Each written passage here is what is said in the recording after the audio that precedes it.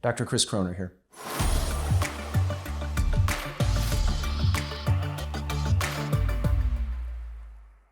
You have to love salespeople who are constantly alert for opportunities to touch their clients in special ways. Honing that antenna is something all salespeople should be constantly developing. Here's an example from a buyer we know who couldn't believe how tuned in his salesperson was to what the buyer thought was a casual comment. Here's what he wrote to us. One day, I had a lunch appointment with a sales superstar I know, and I was a little early.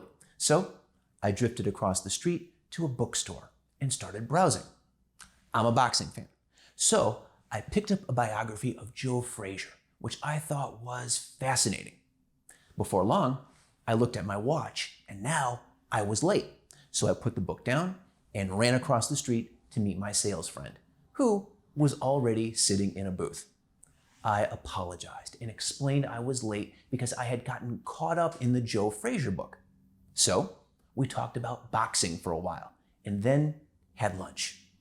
When we finished, I walked back to my office, and to my great surprise, the Joe Frazier book was sitting on my desk. Evidently, he had called his assistant while we were at lunch, who ran over to get the book and took it to my office. This was actually pretty typical of his over-the-top service. Anyway, I laughed, called my friend, and we bonded deeper than ever. Do you see how this works? This brilliant sales friend hit several psychological hot buttons in one swoop. First, he showed you how well he was listening to you, which is a supreme compliment to your ego.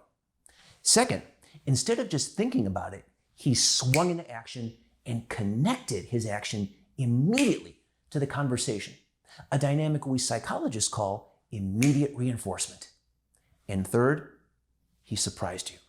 And surprises always stand out emotionally in our memories. For our sales managers and teams listening here, remember, it doesn't have to be a huge gesture to generate huge impact. It's all about listening and acting quickly for maximum psychological impact. See you next time.